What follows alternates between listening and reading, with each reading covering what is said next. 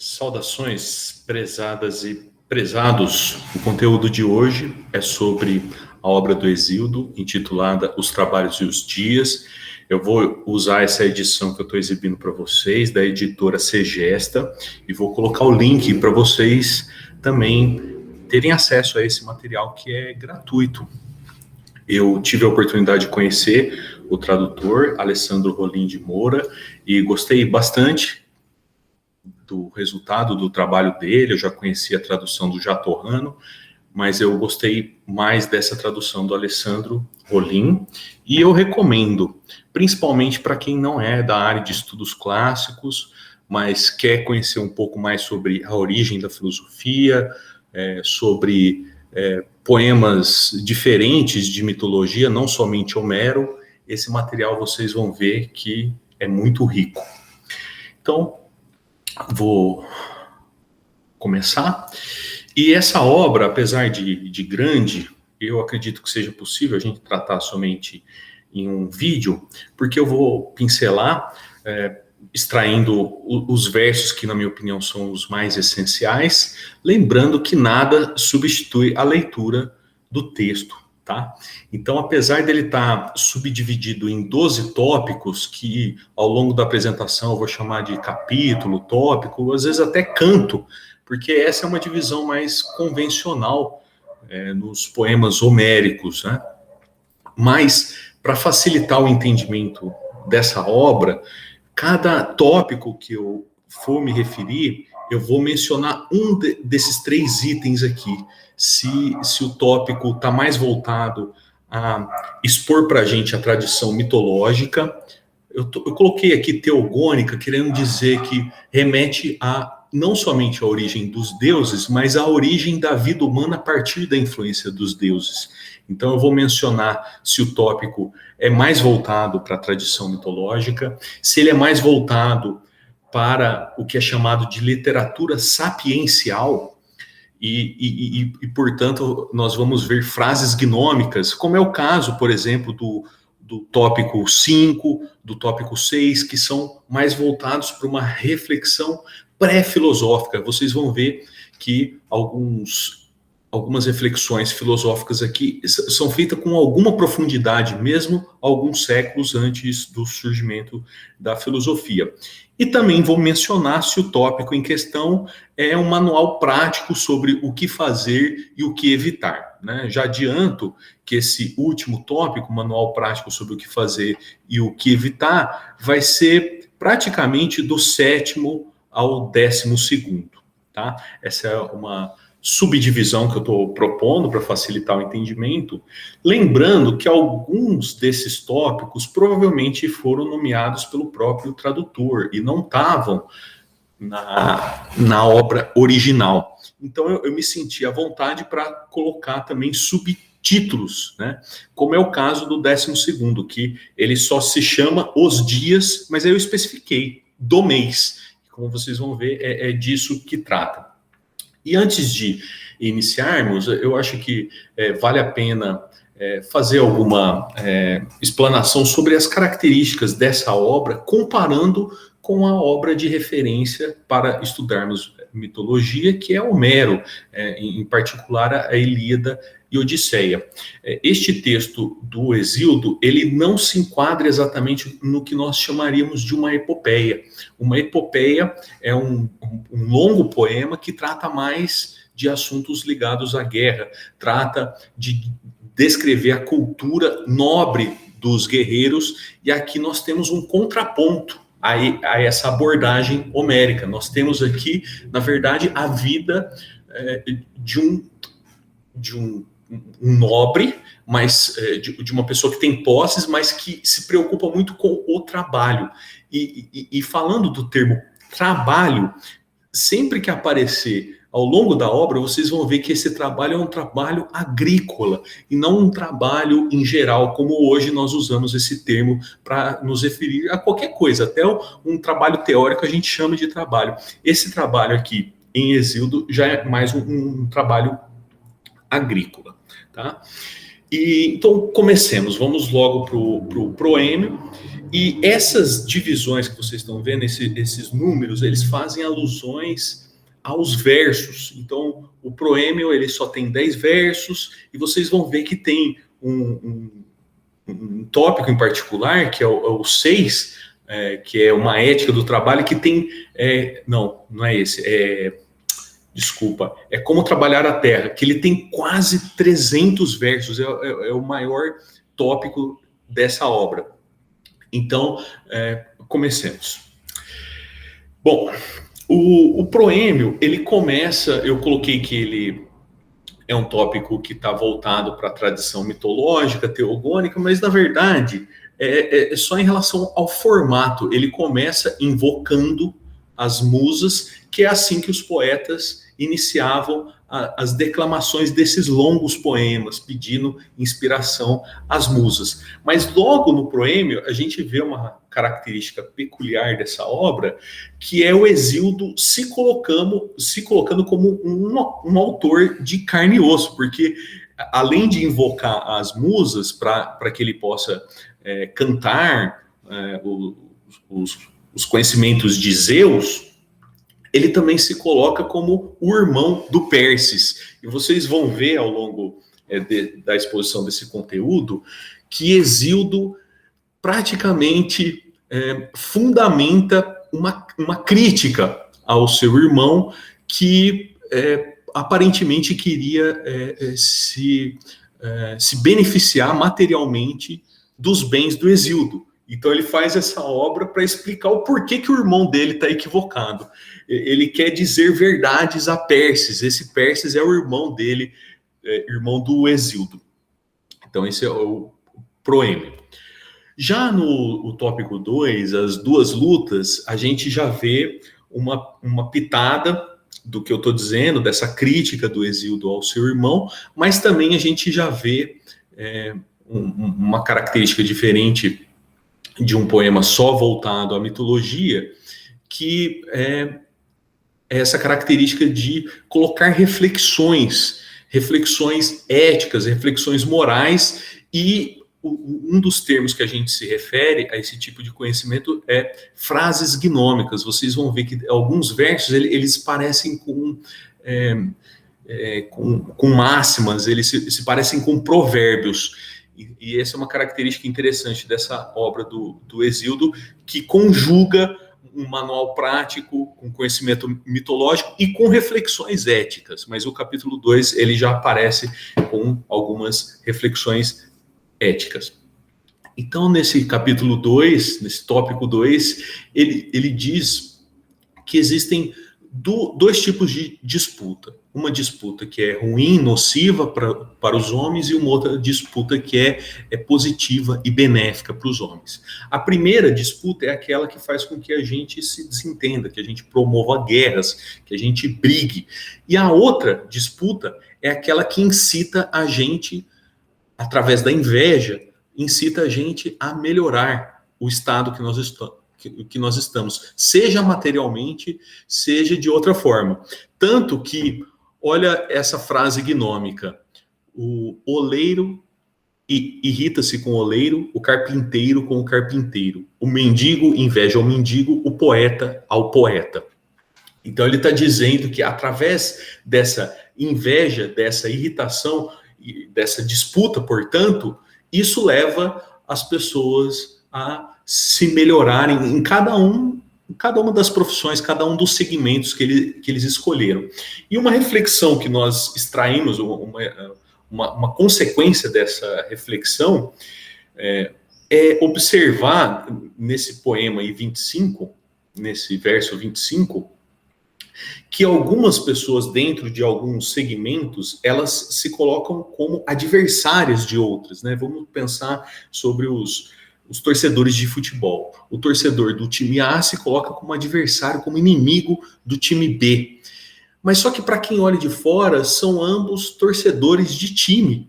Então, algumas vezes a gente se vê como adversário, como oponente de alguém, mas o que leva a gente a se opor a algumas pessoas é justamente a inveja, a vontade de ser ou de superar aquela pessoa. Então, já vemos aí essa pegada de reflexão em Hesíodo. E aí ele coloca no verso 30 uma outra reflexão muito interessante. Na verdade, litígios e discursos pouco importam a quem não possui em estoque sustento abundante. De maneira assim muito indireta, de maneira suave, nessa passagem a gente pode entender uma perspectiva utilitária, uma perspectiva pragmática do conhecimento. Como vocês sabem, a filosofia se desenvolve como uma forma de conhecimento que pode ser meramente teórica. E aqui há uma espécie de uma crítica ao conhecimento, à ocupação que não traz algum benefício prático. Então a gente vê aqui em Hesíodo essa característica também. E aí ele coloca uma outra frase gnômica: tolos não sabem o quanto a metade é maior do que o todo. O que ele quer dizer com isso? Que o meio termo é algo que nós devemos buscar. O item 3, muito interessante, coloca, como eu disse no começo, um conteúdo mitológico que conta como surgiu a mulher e como, segundo o poema que nós estamos analisando, esse surgimento da mulher veio como uma espécie de vingança dos deuses. O Prometeu roubou o fogo dos deuses e deu aos homens. Então, para se vingar, os deuses enviaram um presente de grego para os homens, que é algo que iria encantar os homens, mas iria trazer males com isso. Isso já mostra também uma visão machista desse contexto. Então, o mensageiro matador de Argos fez em seu peito mentiras, palavras sedutoras e um caráter fingido. Eu li primeiro a parte de baixo. Para compensar o fogo, lhes darei um mal, com o qual todos se encantarão em seu espírito, abraçando amorosamente seu próprio mal. Curiosamente, a Pandora, que é um mito bastante conhecido, representa o surgimento da mulher, representando um mal e uma vingança dos deuses.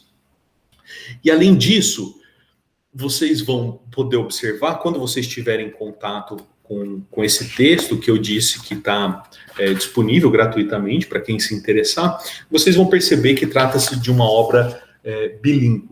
Tem a tradução para a língua portuguesa e tem o original em grego do lado esquerdo. E por que eu estou dizendo isso para vocês?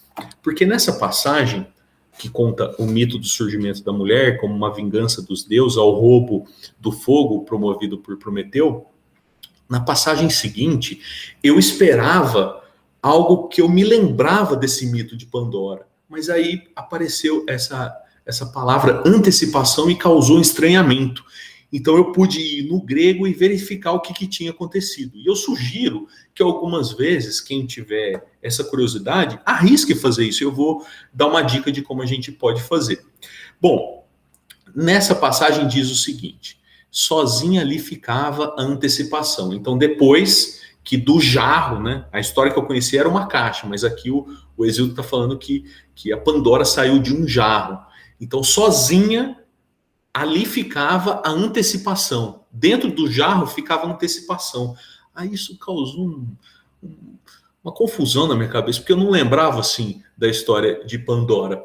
E aí eu procurei, nesse verso 96, 97, no grego, a única palavra que estava escrita com letra maiúscula. E aí é eupis. Eupis, aí eu procurei no dicionário, significa esperança.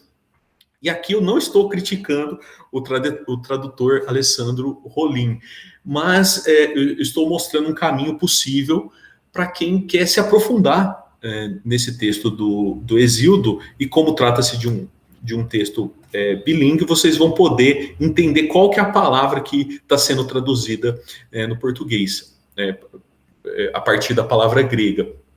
E provavelmente o Alessandro Rollin, ele tinha alguma justificativa plausível. Ele é um excelente profissional e, diga-se de passagem, é um professor de latim que traduziu esse texto do grego, para vocês verem a competência dele. Mas, independentemente disso, eu fiquei com essa curiosidade e fui constatar que, de fato, aqui poderia ser traduzido também por esperança. Então ficou no jarro no qual saiu a Pandora, ficou a esperança, e é assim que eu me lembrava desse mito. Continuemos. No item 4, nós temos mais um tópico de tradição mitológica, que é contada o mito das 5 raças humanas primordiais. Vocês já devem ter ouvido falar também desse mito das 5 raças, e a partir do texto de Hesíodo a gente consegue entender um pouco melhor o que significam essas 5 raças. A primeira, segundo Hesíodo, é a raça de ouro, e era uma raça que tinha muitas qualidades, como vocês podem ver aqui com esses versos. Eles existiram no tempo de Crono, quando este reinava no céu, portanto, antes de Zeus. Como deuses viviam, o coração sem cuidados, sem contato com sofrimento e miséria. Então era uma raça bem-aventurada. Mas desde que a Terra cobriu essa raça, eles são divindades pela vontade de Zeus grande. Então a primeira raça de ouro era uma raça virtuosa, mas a Terra cobriu essa raça, pelo menos os corpos desses primeiros humanos, e os espíritos deles foram viver com os deuses, certo? Então, o que acontece? Nós somos descendentes dessa primeira raça? Não, eles morreram todos, foram cobertos por terra e hoje moram junto com na condição de divindades, tá? Então, a raça de ouro.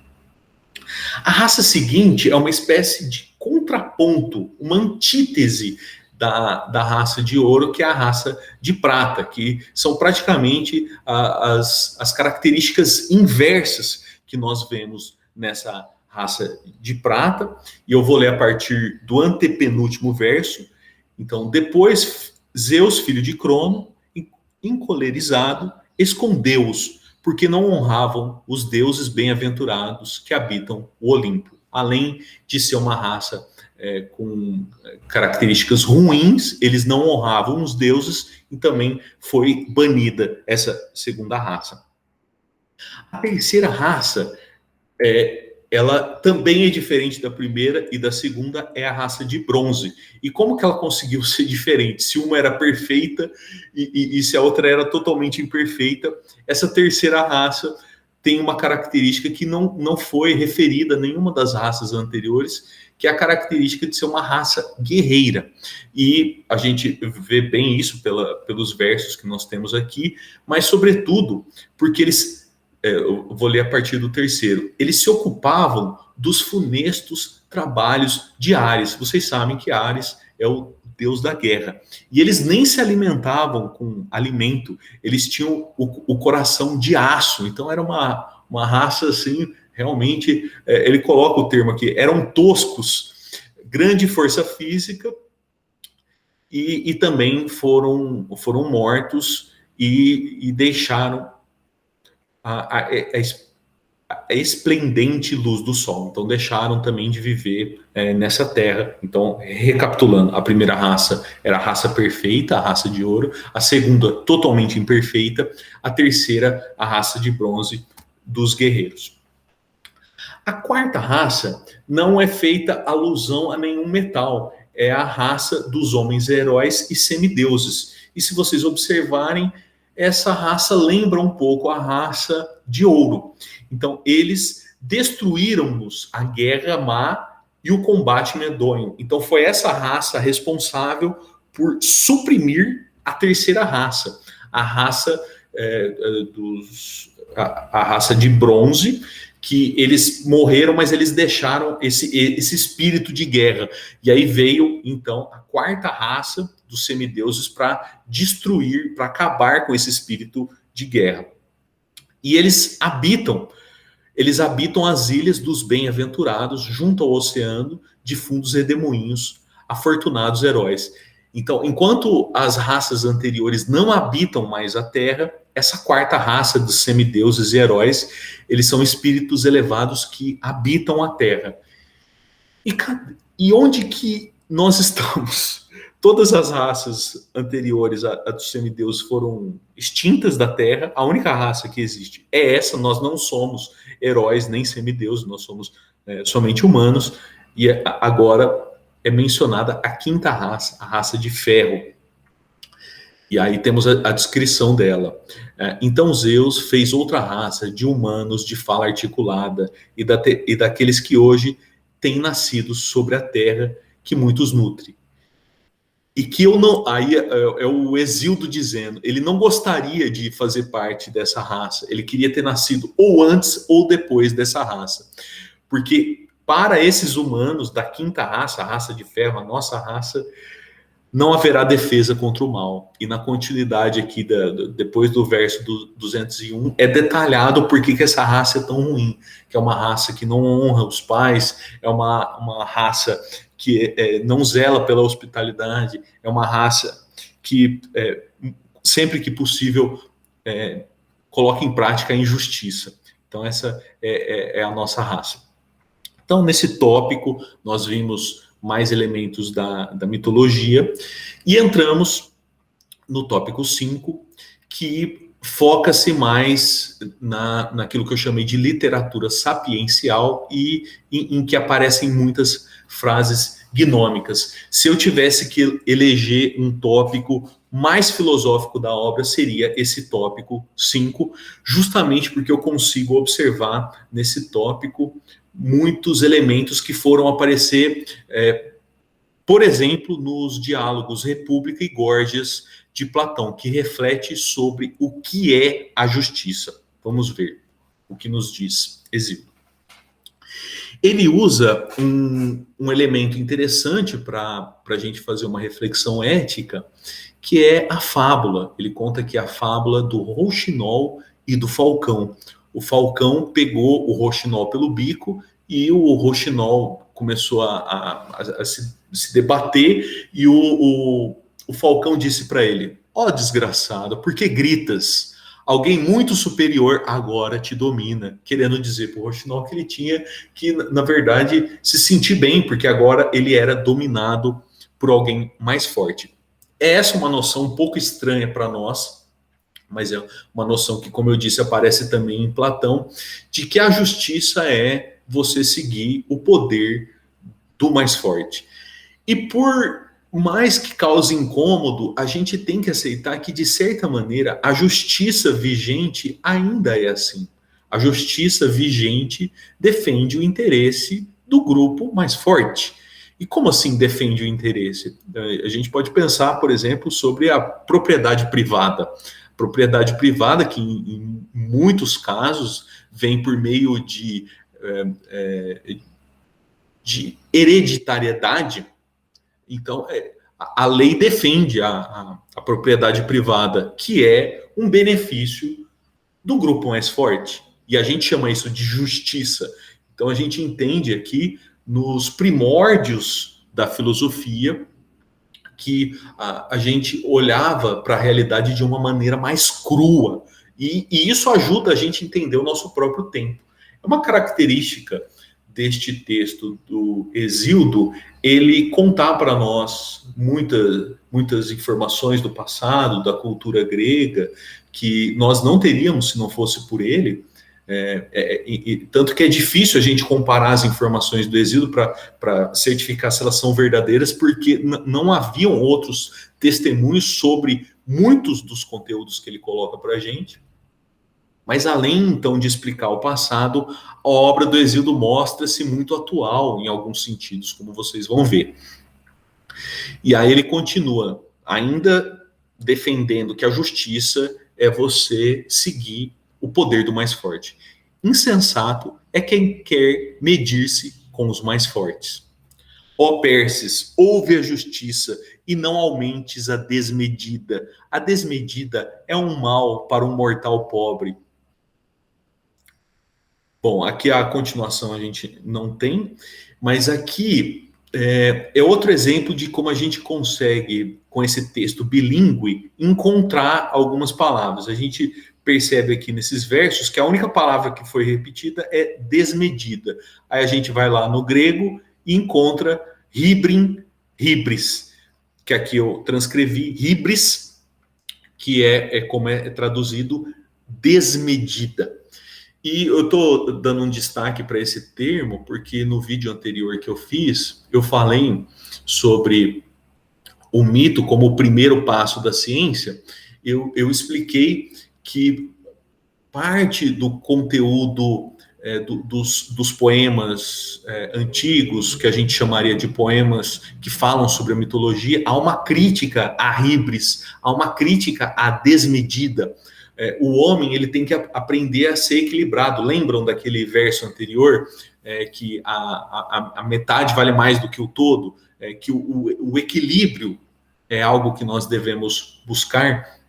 Então, eu estou aqui só fazendo alusão ao vídeo anterior, em que o termo híbris aparecia como um termo fundamental, que foi um dos primeiros termos que possibilitou uma reflexão filosófica, e isso foi colocado no vídeo anterior como um primeiro passo da ciência, buscar entender a natureza e ver como o homem pode se inserir da melhor maneira possível nessa natureza. Então é explicado aqui que é justo nós seguirmos o poder dos mais fortes, e na continuação vocês vão ver que o argumento do Hesíodo é que a natureza dá o suficiente para nós. Então, numa disputa de riqueza, a gente deve respeitar a justiça, porque a natureza provê a gente de tudo que nós precisamos. Olha o que ele diz: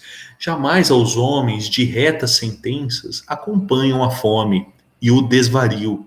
Em festins, eles repartem os frutos de seus trabalhos. Para eles, a terra produz meios de vida abundantes. Então, para que se preocupar com questionar a justiça se a natureza dá o suficiente até para os pobres? E esta é a linha de raciocínio do Hesíodo nesse tópico sobre a justiça. E ele continua: para si próprio faz mal o homem que faz mal a outrem, e o mau intento é o pior para quem por ele se decidiu. Mais uma frase gnômica, também fazendo alusão à híbris da gente fazer mal a outro homem. E aqui a justiça está valendo não somente para o pobre, mas também está valendo para o rico. Se numa briga judicial o rico querer mais do que é justo para ele está fazendo mal para outro homem. E esse mal vai fazer mal para ele mesmo. Ficou redundante até, mas é essa a ideia. A reflexão é que essa justiça é como se fosse a melhor maneira de resolvermos as questões para os ricos e para os pobres. E aí ele faz uma ponderação. Será que essa justiça é justiça mesmo? Olha só o que diz o verso 270. Agora eu próprio não quero mais entre os humanos ser justo, nem meu filho, já que é mal ser um homem justo, se quem é mais injusto obtiver maior vantagem da justiça. Mas de modo algum penso que Zeus prudente dará às coisas tal conclusão. Ele observa na prática que algumas pessoas não seguem a justiça e acabam se beneficiando. Mas aqui o que ele coloca é que no fundo, é um benefício aparente. Ele chega até a pensar em agir de maneira injusta por conta disso, mas ele sabe no fundo que Zeus vai punir aqueles que são injustos. Continuando, chegamos agora a mais um tópico filosófico de uma literatura sapiencial em que vão aparecer frases gnômicas, e a gente vê aqui uma reflexão sobre a virtude. E essa reflexão que aparece aqui sobre virtude aparece num outro diálogo do Platão, que é o diálogo Protágoras. E aí eu dei esse subtítulo aqui, virtude e inércia. O que ele vai querer dizer com os versos que nós temos aqui a partir do 289 é que a prosperidade, no caso aqui ele está traduzindo uma palavra areté do grego por prosperidade, que a gente poderia traduzir por virtude também. A virtude e a prosperidade elas vêm depois de suor, depois de muita dedicação. Mas depois que você atinge, depois que você consegue cristalizar esse hábito de alcançar a virtude, de alcançar a prosperidade, você consegue se manter nele com facilidade. É por isso que eu disse virtude, inércia. É difícil a gente conseguir incorporar hábitos virtuosos e prósperos, é difícil. E antes disso, os deuses impuseram suor. Mas uma vez que nós nos dedicamos, a gente consegue entrar num estado de virtude que segue o princípio de inércia. Os corpos que estão parados tendem a permanecer parados, os que estão em movimento tendem a permanecer em movimento. Antes da virtude, a gente tende a permanecer sem a virtude. Uma vez que a gente atingiu a virtude, a gente tende a permanecer com a virtude. E uma outra frase gnômica que aparece aqui também é nobre quem é convencido por quem diz boas coisas. Não basta somente nós dizermos boas coisas, também é virtuoso quando a gente reconhece as boas coisas que são ditas pelos outros. Ainda no tópico 6, a gente vai ver aqui algumas pitadas do que eu estou chamando de uma ideologia capitalista. Vocês sabem que faz parte da ideologia capitalista acreditar que nós temos ascensão social a partir do nosso empenho individual. E é exatamente o que nós vemos aqui. Mas não somente isso. Eu disse no início que o Hesíodo, com sua obra, apresenta um contraponto ao que é apresentado por Homero. O Homero apresenta uma sociedade de nobres guerreiros e de uma elite que tem os escravos que trabalham para eles.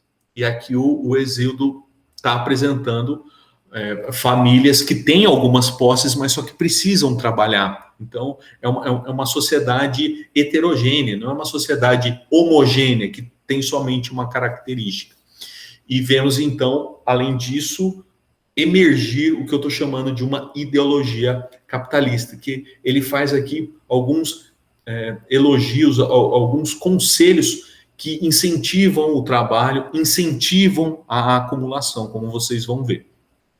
A fome é em tudo a companheira do homem ocioso. Isso faz parte, ainda hoje, de uma ideologia capitalista. Você é rico se você trabalha, se você passa por necessidade, se você passa por fome, é porque você é preguiçoso. Então, já temos isso desde o século VIII a.C. Com o trabalho, os homens tornam-se ricos em rebanhos e opulentos, e trabalhando serás muito mais querido dos imortais. Além dos benefícios neste mundo, nós vamos ter benefícios, segundo o autor, no mundo dos deuses, que também é um pouco o que acontece em algumas religiões. O trabalho não é nenhuma desonra. Por que ele está falando isso? Porque ele está respondendo àquela sociedade elitista e escravocrata que aparece em Homero. Que, para aquela sociedade, o trabalho é uma coisa vil. Quem trabalha é escravo. E aqui o autor está dizendo que não, o trabalho não é desonra. Desonra é não trabalhar. A vergonha se liga-se à pobreza, tal como a audácia à prosperidade. Então, você ser impetuoso, você se dedicar, isso leva à prosperidade. E aquilo que eu disse de incentivo à acumulação aparece no último verso. E tu compres a gleba dos outros, e não os outros a tua. Então, é um incentivo à acumulação de bens que nós vemos aqui. No item 7, a gente vê tanto elementos de uma literatura sapiencial, com frases gnômicas, como a gente também vê uma característica de um manual de vida prática. Lembrando que essa divisão que eu fiz desses 3 itens, que trata da mitologia, que trata de uma literatura sapiencial ou de um manual prático, é uma divisão que não é rígida ao longo da obra. Em cada um desses tópicos, às vezes a gente vê os 3 elementos juntos, tanto ensinamentos mitológicos, quanto a literatura chamada de sapiencial, quanto manual prático. Mas neste item 7 a gente percebe mais essas 2 características, e menos de ensinamentos mitológicos. E nesse manual prático das relações sociais, sobre a família, a gente vê uma ética pragmática de reciprocidade. Ou seja, faça bem com quem faz bem para você. Convide para um banquete quem te convida para um banquete. E olha lá, olha o verso 355. Doa-se a um doador. A um não doador, ninguém doa. Então, é a ética da reciprocidade.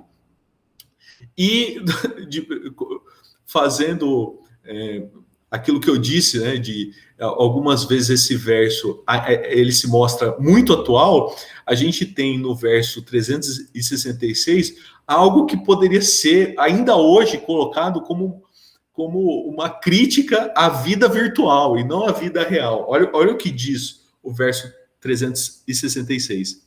É bom tomar do que está presente, penoso para o espírito desejar o que está ausente. Exorto-te a considerar tais coisas. Ou seja, vamos nos relacionar com as pessoas próximas, vamos nos preocupar com aquilo que está ao nosso alcance. Ter uma vida que aparece nas redes sociais e tal, isso está muito distante da nossa realidade. Então vamos se concentrar, o manual prático aqui para as boas relações sociais, para o convívio com a família, com os amigos, com os companheiros de trabalho, foque no que está próximo e se abstenha daquilo que está distante. É impressionante como é atual. E ainda, nesse mesmo item, nós vemos um elemento de machismo. Nós vemos um conselho da gente manter sempre a palavra, e nós temos um dos pontos centrais da obra, que é ele explicando a necessidade de ter contrato até quando você está tratando alguma coisa com o seu irmão. Então vamos ver esses 3 elementos. Manter a palavra primeiro. O salário combinado com um homem amigável, que lhe seja assegurado. Se você disse que vai oferecer uma quantia, mantenha isso. Aí a parte de baixo é o escopo da obra, a parte, é como se fosse a motivação da obra. Mesmo com o irmão, faz contrato diante de testemunha, mas com um sorriso.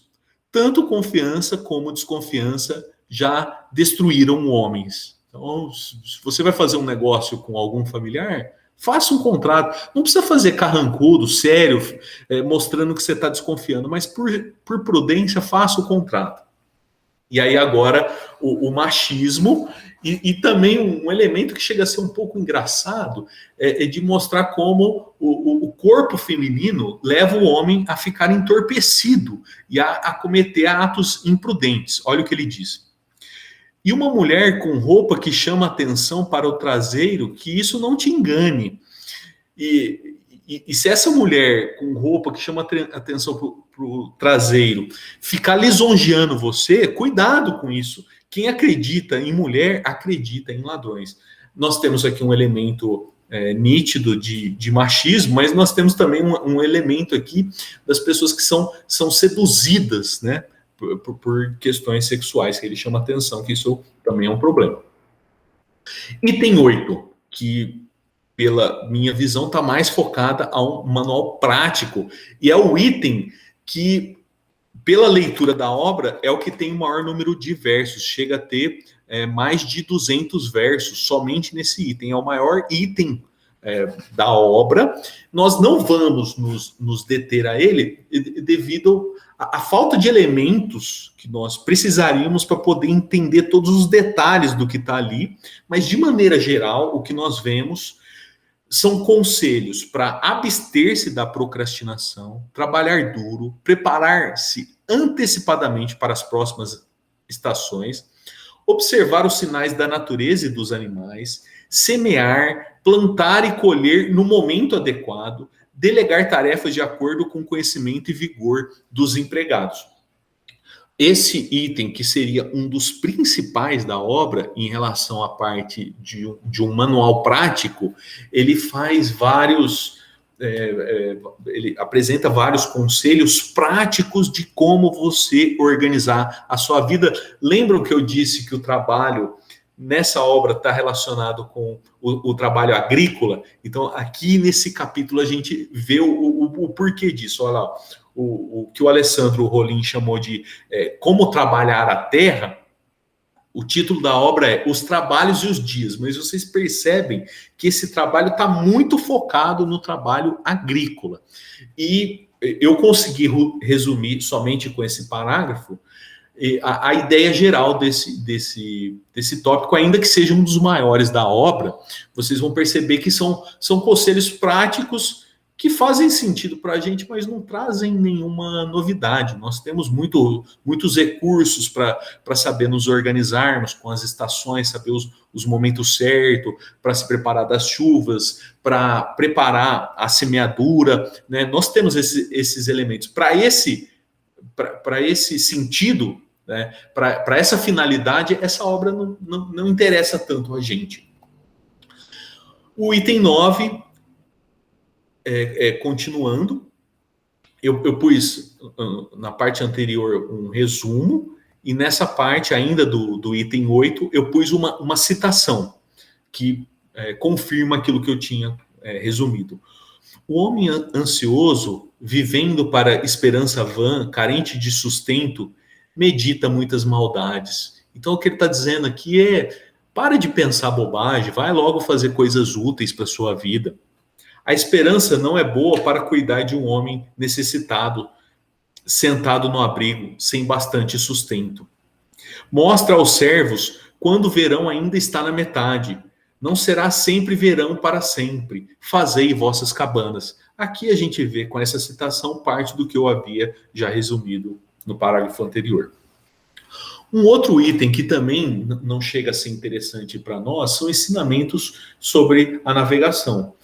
No caso, é um manual prático. Quem trabalha com navegação conhece os ensinamentos que ele coloca aqui. Um dos ensinamentos que ele coloca não invista tudo em navegação.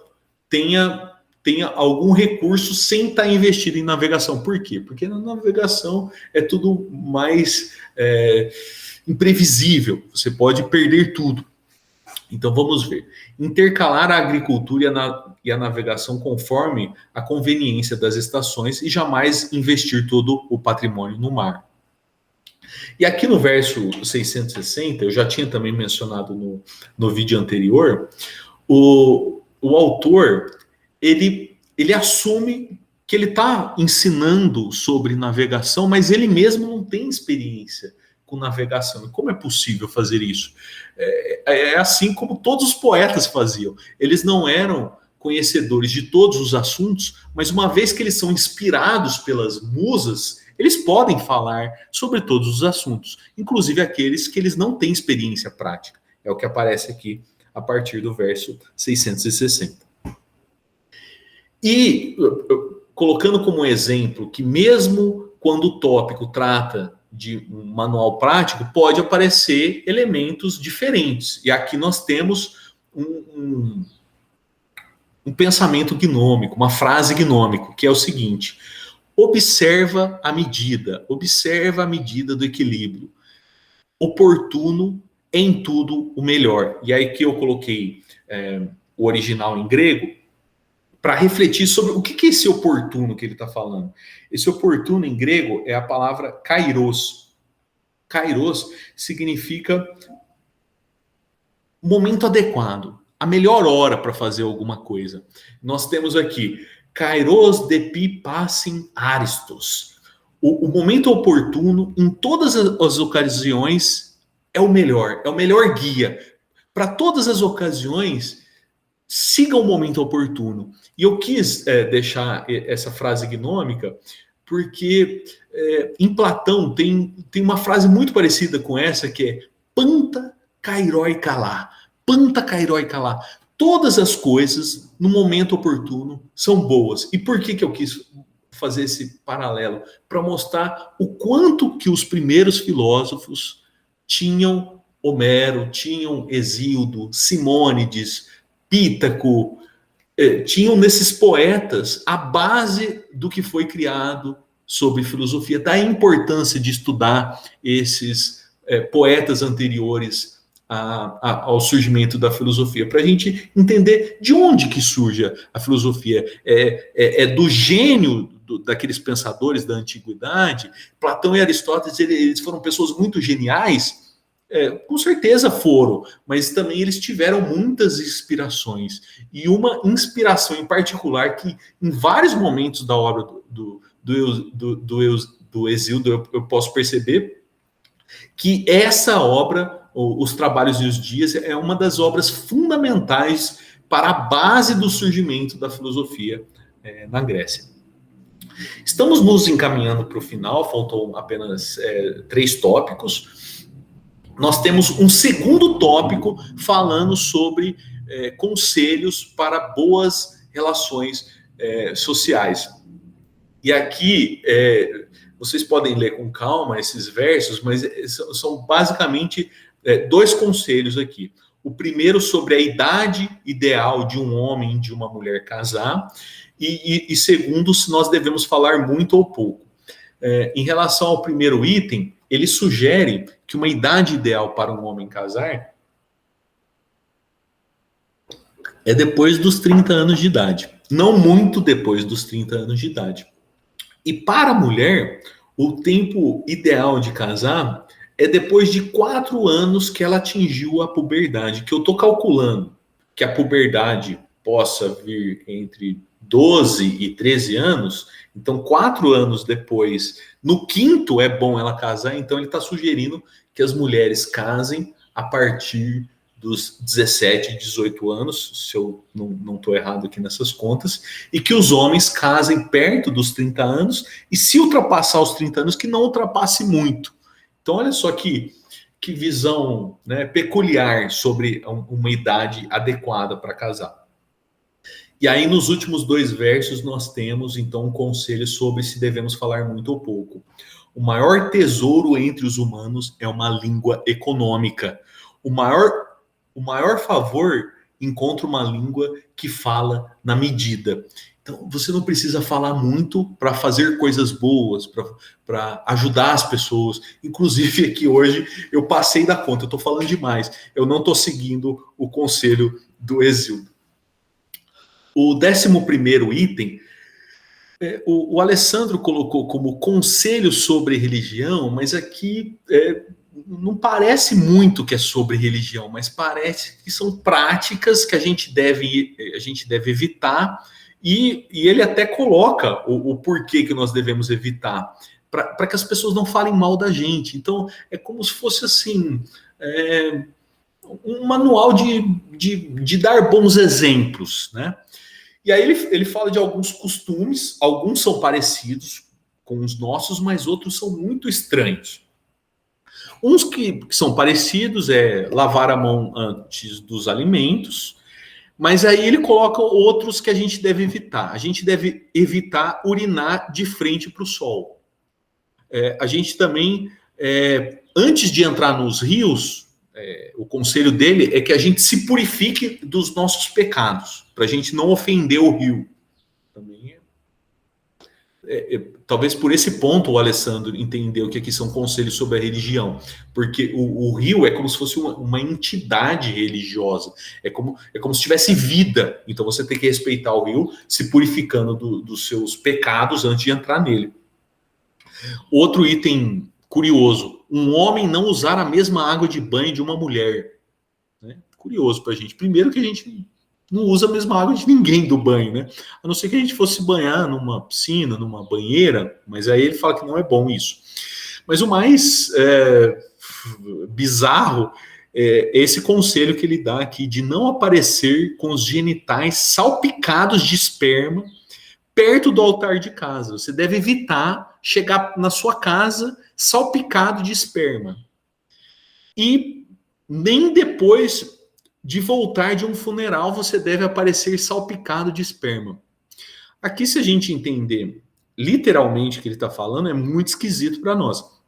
Agora, se o que ele estiver falando é uma linguagem figurada, estar salpicado de esperma é você ter acabado de ter ejaculado, de você ter tido um ato sexual. Então, se acontecer isso, não chegue logo depois disso na sua casa, você foi para um funeral, aí você já voltou e manteve relação, então pode ser que seja alguma coisa que não seja literal, mas se for literal, é estranho para nós.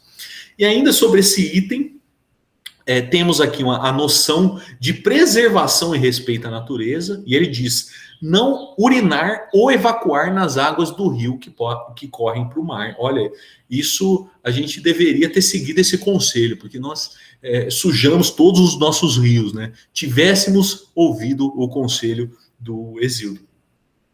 E o último, ele está falando para a gente fugir do rumor.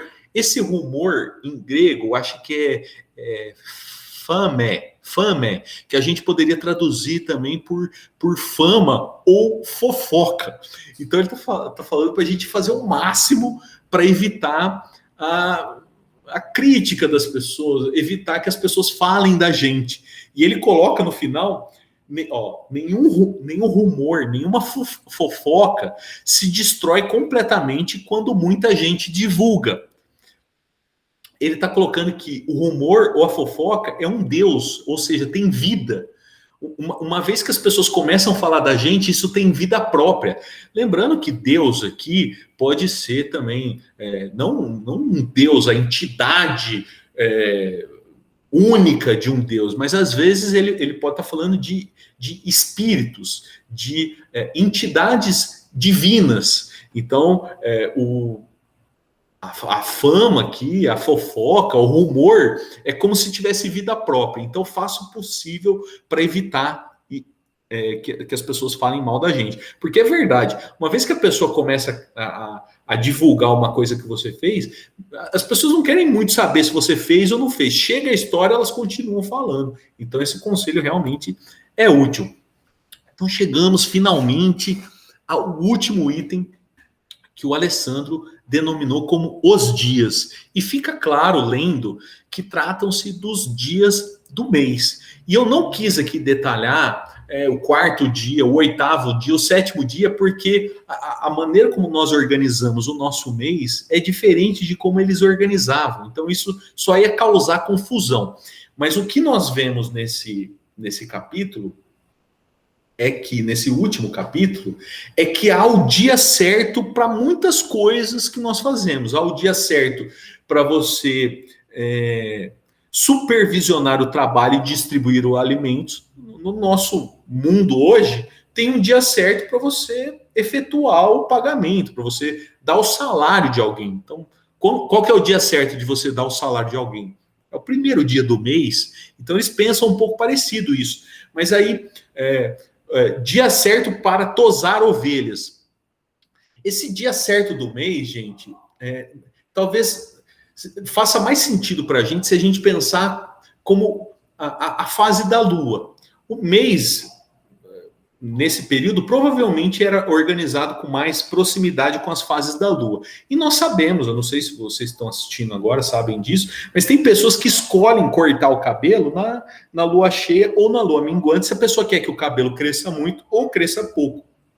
Então faz sentido o que nós estamos vendo aqui. Somente tem alguns que parecem um pouco difícil a gente colocar na prática. O dia certo para o nascimento de um menino ou de uma menina. São dias diferentes. É melhor que o menino nasça num certo dia do mês e é melhor que a menina nasça num certo dia do mês. Essa prática nós não temos, mas algumas são parecidas.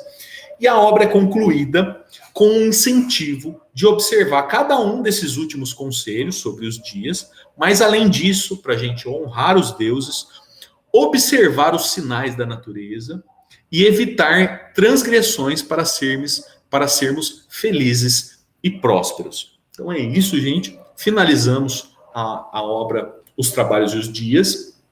Eu colocarei na descrição desse vídeo... eu colocarei a referência às imagens que eu usei. Eu usei também aqui na apresentação o Canva, fiz esses desenhos aí que eu usei foram do Canva. Vou colocar também na descrição do vídeo o acesso para vocês conseguirem usar esse mesmo texto que eu usei para fazer essa apresentação, tá certo? Então, muito, muito obrigado mesmo. por acompanharem esse longo conteúdo, que para mim ele é muito prazeroso. Eu não sei se deu para perceber isso, mas eu gosto muito dessa obra do Hesíodo, e foi uma honra, foi um prazer compartilhar com vocês. Tá certo? Então, nos vemos em breve. Tudo de bom para vocês. Até mais.